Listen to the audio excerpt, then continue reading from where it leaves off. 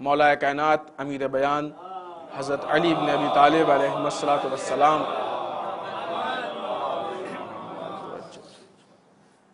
کا وہ قول کی جو آپ کے حکمتوں میں نہج البلاغہ میں ہے، اور حسب دستور آپ کو یاد کرا دیں کہ یہ ہر ہفتے ایک قول، ہمارا وعدہ یہ ہے کہ انشاءاللہ ہم کو یاد ہوتا رہے تاکہ ہماری زندگی کا جز بنتا جائے، ہماری زندگی گزارنے کا جو طریقہ ہے اس کا ایک حصہ بن جائے۔ مولا ارشاد فرماتے ہیں لنا حق، ہمارے لیے حق، ہمارا ایک حق، فَإِنْ اُعْطِينَاهُ، اگر وہ حق ہم کو ادا کر دیا گیا، ہم کو عطا کر دیا گیا، دے دیا گیا، ٹھیک، وَإِلَّا، اور اگر نہیں دیا گیا، رَكِبْنَا، ہم سوار ہو جائیں گے آجاز الابل، اونٹ کے پچھلے حصے پہ، فَإِنْ طَالَ السُّرَى، اگرچہ یہ تاریکی کا راستہ کتنا ہی لمبا کیوں نہ ہو۔ کچھ چیزیں تھوڑا سا پہلے واضح کر دیں، یہ مولا نے اونٹ کے پچھلے حصے کی قید کیوں لگائی ہے؟ اس لیے کہ اونٹ کے پچھلے حصے پہ سوار ہونا تھوڑا سا لو سمجھا جاتا تھا، پست سمجھا جاتا تھا، ظاہراً اس کو تھوڑا سا ذلت کی نگاہ سے دیکھا جاتا تھا۔ مولا ایک مکمل تعبیر پیش کر رہے ہیں، ہم لنا حق، ہمارے لیے ایک حق ہے، مولا کائنات کا ایک حق، اور ہم سب کی گردن پہ مولا کا حق ہے۔ خود یہ مولا کہتے ہیں، یہ ہم مولا کو جو مولا کہتے ہیں یہ خود ثابت کرتا ہے کہ مولا کا ہم پہ حق ہے۔ امام کہتے ہیں، یہ امام کہنا اس بات کا ثبوت ہے کہ ان کا ہم پہ حق ہے۔ لہذا مولا کا ہم سب کی گردن پہ، جو لوگ اس وقت تھے ان کی گردن پہ بھی حق تھا، جو آج ہیں ان کی گردن پہ حق ہے، جو کہا جاتا ہے مطلب یعنی ہم پہ حق ہے، یعنی گردن سے مراد بول کے انسان لیا جاتا ہے۔ جو اس وقت ہے ان پہ بھی مولا کا حق تھا، جو آج ہیں ان پہ بھی مولا کا حق ہے، اور جو کل آئیں گے اور قیامت تک آئیں گے ان پہ بھی حق ہے۔ مولا کائنات سے جو حق رسول خدا صلی اللہ علیہ وآلہ وسلم نے دیا ہے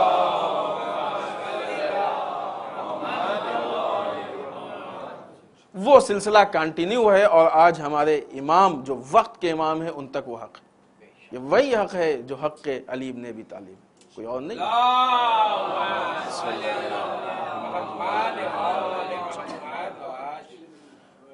مولا کا سب سے بڑا حق جو ہماری گردن پہ ہمارے اوپر تھا، ہے اور رہے گا، وہ یہ ہے کہ مولا کو ہمارے اوپر ولایت حاصل ہے، ہمارے ولی، اسی لیے ہم مولا کہتے ہیں نا۔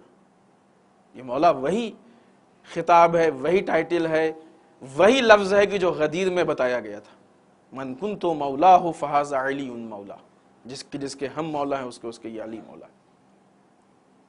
تو یہ حدیث میں بہت زیادہ شبہات پیدا کرنے کی کوشش کی گئی، اور ہم نے بعض موقعوں پہ اور غدیر کی محفل وغیرہ میں اس کو آپ کے سامنے واضح بھی کیا۔ یہ وہ لفظ ہے کہ جو غدیر میں ہم کو پہچانوایا گیا، یعنی ولایت، سب سے بڑا جو مولا کا حق ہے وہ یہ حق۔ کیا مطلب؟ یعنی ہمارے نفس پہ ہم سے زیادہ مولا کا کنٹرول۔ اب سوچئے ایسے موقع پہ کہ جب کہ تمام مسلمانوں پہ مولا کا یہ حق ہو کہ مولا جو چاہیں وہ کریں، اس کے مقابلے میں ان کا جو دل چاہے وہ نہیں کر سکتے، یہی تو رسول نے حق دیا تھا۔ ان کا کچھ بھی دل چاہتا ہو وہ کرنے کا ان کو حق نہیں ہے، جو مولا کہیں وہ کرنا ہے۔ ایسے میں اگر کوئی مولا کے مقابلے میں تخت حکومت پہ بیٹھ جائے، اس کا مطلب کہ اس نے مولا کے حق کو لیا۔ تخت حکومت علی ابن ابی طالب کا حق ہے، رسول نے مولا کے حوالے کیا ہے۔ اگر اس حدیث میں لفظ مولا کے معنوں میں بھی ہم فرق سمجھتے ہیں تو کم سے کم اسی معنی میں رسول نے کسی اور کے لیے کچھ کہا ہوتا، دوسروں کے لیے تو اس معنی میں بھی کچھ نہیں کہا۔ یہ خود اس بات کی دلیل ہے کہ کوئی خاص علت اگر اسی معنی میں سمجھتے ہیں۔ ہم نے کہا یہ تفصیلی بحث ہے، بعض لوگ کہتے ہیں نا کہ یہاں پہ مولا جو ہے وہ دوست کے معنی میں، نہیں ایسا نہیں ہے۔ کیا مولا کائنات اب تک دوست نہیں تھے دوست؟ کیا مولا کائنات دوسروں کے دوست نہیں تھے؟ خوب ایک دوست ثابت کرنے کے لیے میدان غدیر میں روکنا اور 3 دن جمع کرنا اور اس کے بعد بیعت کرانا، پھر اس کے مقابلے میں لوگوں کا آگے کہنا بخن لگا ابن ابی طالب، اے ابو طالب کے لال، آج آپ ہمارے بھی اور تمام مومنین و مومنات کے مولا ہو گئے، تو کیا اس کے پہلے مولا ان کے دوست نہیں تھے؟ کوئی دشمنی تھی؟ ان کا یہ اقرار ان لوگوں کا اس بات کی دلیل۔ بالاخرے ابھی یہ بحث نہیں ہے، فی الحال بحث اس حق سے متعلق ہے. تو یہ حق تھا. مولا فرماتے ہیں کہ ان اعطیناہ، اگر یہ حق ہم کو دیا گیا ٹھیک، اگر نہیں دیا گیا تو ایسا نہیں کہ اگر ہم کو ہمارا حق نہیں ملے گا تو ہم اسلام بھول جائیں گے، نعوذ باللہ. اگر ہم کو ہمارا حق نہیں ملے گا تو ہم اپنی ذمہ داریوں کو بھول جائیں گے. اگر ہم کو ہمارا حق نہیں ملے گا تو ہم اپنے کام کو نہیں، ہم اپنے کام کو کنٹینیو رکھیں گے، اگرچہ ہم کو اونٹ کے پچھلے حصے پہ ہی کیوں نہ سوار کیا جائے. سمجھے؟ یہ پچھلے حصے پہ مولا نے کیوں کہا؟ یعنی جس کا حق جو ہوتا ہے وہ حق اس کو دینا. البتہ یہ مولا کا حق ہے اور ہر جگہ کوئی نہ کوئی، دیکھیں حق جو ہے یا جو خیانت اور یہ جو غصب ہے یہ صرف پراپرٹی اور مال میں نہیں ہے. اگر ہم کہیں کہ فلاں آدمی غاصب ہے تو اس کا مطلب یہ نہیں کہ اس نے پراپرٹی غصب کر لی اس لیے غاصب ہے، کسی کے مکان پہ قبضہ کر لیا اس لیے غاصب ہے. نہیں، بعض اوقات لوگ ٹائٹل کے غاصب ہوتے ہیں، لقب. بعض اوقات لوگ عہدے اور منصب کے غاصب ہوتے ہیں، بعض اوقات لوگ سیٹ کے غاصب ہوتے ہیں، بعض اوقات لوگ جگہوں کے غاصب ہوتے ہیں. غصب ہے. اگر ہمارا حق نہیں ہے کسی جگہ پہ ہم وہاں بیٹھ جائیں تو ہم اس کے غاصب. مثال دیں، آج کی مثال دیں. ہمارا حق یہ ہے کہ ہم آیات اعظام کے مسائل کو آپ تک پہنچائیں. جو آیات اعظام نے، جو مجتہدین نے اجتہاد کیا ہے توضیح المسائل میں مسائل موجود ہیں یا کسی دوسرے طریقے سے ان کے مسائل معلوم ہوتے ہیں، وہ ہم آپ کو بتائیں. تو ایک صاحب ہم سے مسئلہ پوچھنے آئے، اب وہ اتفاق کی بات ایسا سوال تھا کہ توضیح المسائل میں نہیں تھا. ہم کوئی بات نہیں، بیٹھی ہم خود اجتہاد کر لیتے ہیں. اور مثلا ہم خود اجتہاد کر کے بتانے لگے، کیا کہا جائے گا؟ غلط ہے نا، یہ جائز نہیں ہے. وہ ہماری تقلید نہیں کرتا ہے، وہ آیت اللہ سیستانی کی مثلا تقلید کرتا ہے، وہ آیت اللہ خامنہئی کی تقلید کرتا ہے. جس کی تقلید کرتا ہے اس کے مسائل بتانا ہے. اب ان کی جگہ پہ ہم بیٹھ جائیں تو ہم اس عہدے کے غاصب ہو گئے، ہے کہ نہیں؟ جس کی جو جگہ ہوتی ہے. کوئی ہم سے پوچھے صاحب کیوں کر رہے ہیں آپ؟ دین کی خدمت ہے نا، وہ ایک آدمی کو مسئلے کی ضرورت ہے. اب مسئلہ نہیں بتائیں گے تو کیسے اس کا کام آگے بڑھے گا، ہے کہ نہیں ہے؟ دین کی خدمت ہے، مسئلے کی ضرورت ہے، مسئلہ بتانا ضروری ہے. نہیں بتائیں گے تو اس کا کام رک جائے گا. ٹھیک ہے مسئلہ بتانا ضروری ہے، لیکن جس کی تقلید کرتا ہے اس کا مسئلہ، صحیح مسئلہ، ایک لفظ میں بات کو اگر پہنچانا چاہیں تو صحیح مسئلہ بتانا ہماری ذمہ داری ہے، مسئلے کو بدلنا ہماری ذمہ داری نہیں ہے. جس کا جو حق ہوتا ہے اس کو. لہذا یہ حق ولایت سے شروع ہوتا ہے اور یہ حق وہاں سے چلنے کے بعد محراب و منبر تک آتا ہے. جس کا حق تخت حکومت پہ بیٹھنا تھا اگر اس کی جگہ کوئی اور بیٹھا تو اس حق کا غاصب ہے، اس عہدے کا غاصب. جس کا حق اجتہاد کرنا جس میں صلاحیت تھی اگر وہ کر رہا ہے ٹھیک، دوسرا کر رہا ہے تو اس کا غاصب. جس کا حق دین کا دینا ہے اگر وہ دے رہا ہے تو ٹھیک، دوسرا دے رہا ہے تو وہ اس کا غاصب. آج بات فیشن میں آ گئی نا، ہر آدمی کو دین دینے کا شوق ہے. کیا دین کی خدمت کر رہے ہیں نا، لوگوں کو دین بتا رہے ہیں. جو چیز آپ کے پاس نہیں ہو نہ دیجیے، جو ہے وہ دیجیے. دین کی خدمت کرنے کے بہت سارے راستے. ہمارے لیے دین کی خدمت کرنے کا راستہ یہ ہے کہ جو چیزیں موجود ہیں کتابوں میں، جو ریسرچ ہے اس کو ہم آپ تک پہنچائیں. خود سے ہم مسائل کو نہیں بتا سکتے. یہ غصب ہے، حق کا غصب ہے. کسی عہدے کا، کسی کے عہدے کو ہم نے غصب کیا، کسی کی جگہ کو ہم نے غصب کیا. اسی طریقے سے جس انسان کو اس کا رائٹ نہیں ہے اگر وہ اس کام کو کرتا ہے تو وہ اس عہدے کا غاصب ہے. جو آپ کا کام ہے وہ کریں. ہر انسان اپنی لائن میں رہ کے دین کی خدمت کر سکتا ہے. ہر انسان جو اس کی لائن ہے دین کی خدمت کے لیے. ضروری نہیں کہ ہر آدمی جو ہے وہ عالم بن جائے. نہیں معلوم کہ دین کی خدمت میں اس چیز کا شوق سب کو ہوتا ہے، دین دینے کا، دین بتانے کا، دین سمجھانے کا شوق. پہلے خود تو سمجھیں، شاید صحیح دین آپ تک نہ پہنچاؤ. جس آدمی کو اس کام کے لیے ذمہ دار بنایا گیا ہے، جس آدمی میں اس کام کی صلاحیت پائی جاتی ہے، وہ اس کام کو کرے بہت اچھا. پائلٹس کی ہڑتال ہو گئی، آپ کو بہت دکھ ہوا کہ صاحب اتنے سارے مسافر وہاں ایئرپورٹ پہ پریشان پڑے. چھوڑو کچھ نہ ہو، ہم جاتے ہیں، ہم خود جو ہے فلائٹ کو لے کے جائیں گے. کیا ہوگا؟ کیا کر رہے ہیں بھائی؟ خدمت کریں نا. لوگ پریشان ہیں، لوگوں کو پریشانی سے نکال رہے ہیں. یہ پائلٹ والی بات سمجھ میں آ گئی نا آسانی سے. یہی حال ہے دین، اس سے بدتر حال ہے. اگر کوئی نااہل پائلٹ بننا چاہے تو کتنا بڑا ایکسیڈنٹ ہو سکتا ہے. اگر کوئی نااہل عالم بننا چاہے تو اس سے بڑا ایکسیڈنٹ ہو سکتا ہے. لہذا یہ حق صلاحیت کے حساب سے ہر آدمی کے لیے ہوتا ہے. جس میں جتنی صلاحیت ہوتی ہے اس کو اتنا ہی حق دیا جاتا ہے. نہیں ہے ہم میں اجتہاد کی صلاحیت، خود بات کلیئر ہے. کیوں ہم اپنے کو حیثیت سے بڑا سمجھ رہے ہیں؟ جتنی صلاحیت اتنا کام کریں نا. جس میں نہیں ہے دین دینے کی صلاحیت تو دین دینے کی ضرورت نہیں ہے اس کو، وہ دوسرے راستے سے دین کی خدمت کرے. جو اس کے لیے ممکن ہے، جو اس کے راستے ہیں، جو اس کے امکانات میں ہے، جو وہ کر سکتا ہے، اس ذریعے سے دین کی خدمت کرے. ہر آدمی دین کو اپنے ہاتھ میں لینے کی کوشش نہ کرے، اس لیے کہ دین میں اتنی مشکلات پیدا ہی اسی لیے ہوئی ہیں کہ جن کو نہیں معلوم تھا انہوں نے دین کو اپنے ہاتھ میں لے لیا. اسی لیے دین میں اتنے مشکلات ہیں. اگر روز اول سے حق مستحق کے پاس ہوتا تو آج دین میں اتنے مسائل نہ ہوتے. کم سے کم اس غلطی کو علی والے تو نہ دہرائیں. اگر غیر دہراتے ہیں تو دہراتے ہیں، کم سے کم علی والے تو اس غلطی کو نہ دہرائیں. کم سے کم یہ غصب علی والے تو نہ کریں. غصب ہے، غصب ہے. جو چیز ہم نہیں کر سکتے ہیں اگر ہم اس عہدے پہ بیٹھ رہے ہیں، یہ غصب ہے. جیسے وہ ٹھیک ہے، فرق ہے، ایمان کا فرق ہے، درجے کا فرق ہے، لیکن بہرحال وہ بھی غاصب، وہی بھی غاصب، فرق کے ساتھ.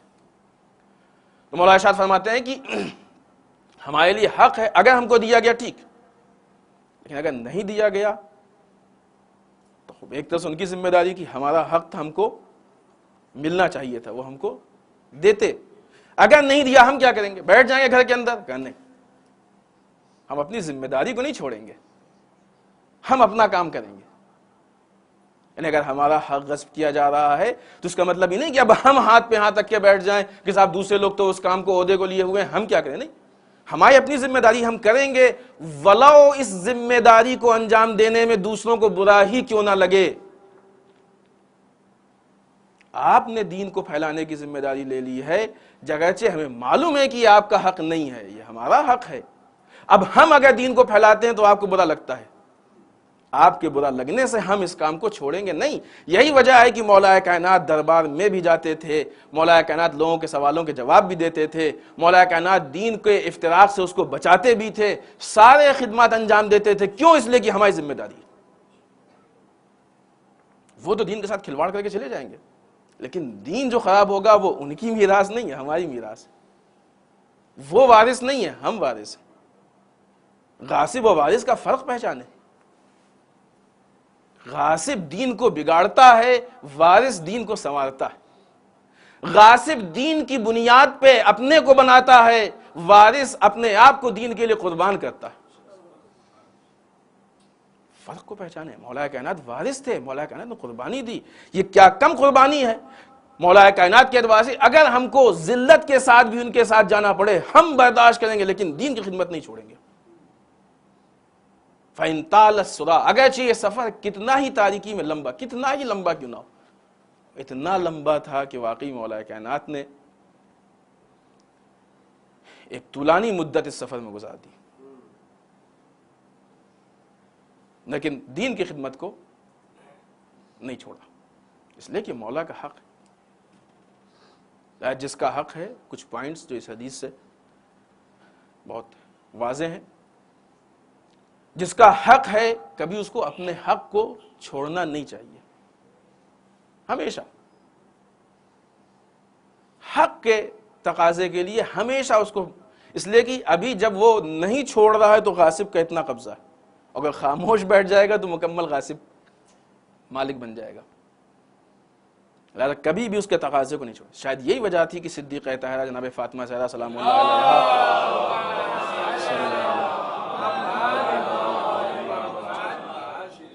اپنے حق کے تقاضے کے لیے دربار میں جایا کرتی تھی. یہی وجہ تھی. اس لیے کہ چھوڑ دیں گے تو ثابت ہو جائے گا، تاریخ لکھ دے گی تو فلاں کا حق تھا، بی بی کا حق نہیں تھا. کم سے کم تاریخ میں ہماری آواز تو لکھی جائے گی کہ بی بی نے اپنے حق کا تقاضا کیا. لوگوں کو معلوم تو یہ ہوگا کہ کون غاصب ہے. لہذا خاموش، مولا کا یہ ارشاد، مولا کا یہ درس کہ کبھی بھی حق کے مقابلے میں خاموش نہیں بیٹھنا، اپنے حق کو ہمیشہ جتانا چاہیے. انسان نے اگر حق کو چھوڑ دیا تو یہ حق پھر اس کے ہاتھ سے نکل جائے گا. دوسری چیز، بہت سارے اس کے درس ہیں، بہت سارے میسج ہیں، پیغام ہیں، لیکن صرف 2 پیغام۔ دوسری چیز کہ اگر اس حق کو لینے کے لیے ظاہراً ذلت ہی کیوں نہ تم کو برداشت کر دی جائے۔ دیکھیں ایک چیز ہے نا کہ یہ ذلت جو ہے در واقع ذلت نہیں ہے، یہ ظاہراً سماج سمجھتا ہے کہ یہ ذلت ہے، ذلت نہیں ہے۔ عزت و ذلت وہ ہے کہ جو خدا کے ہاتھ میں ہے، اس کا معیار بھی خدا ہے۔ خدا جس کو چاہتا ہے عزت دیتا ہے، خدا جس کو چاہتا ہے ذلت دیتا ہے۔ جن لوگوں نے علی ابن ابی طالب کو ذلیل کرنا چاہا نعوذ باللہ، وہ خود ذلیل ہو گئے۔ مولا آج بھی شہنشاہ عزت ہے، معیار عزت ہے۔ جن لوگوں نے امام حسین علیہ السلام کو نعوذ باللہ استغفر اللہ ذلیل کرنا چاہا، وہ خود ذلیل ہو گئے، لیکن آج عزت حسین کے نام سے پہچانی جاتی ہے۔ تو جو ذلیل کرنے کی کوشش کرنے والے ہیں، ان کی کوشش یہ پانی کے اوپر کے جھاگ کی طرح ہے جو تھوڑی دیر کے لیے ہوتا ہے، اور اس جھاگ پہ وہ بھروسہ کرتے ہیں جن کے پاس عقلیں نہیں ہوتی ہیں۔ اس وقت جب کہ امام حسین علیہ السلام مولا کائنات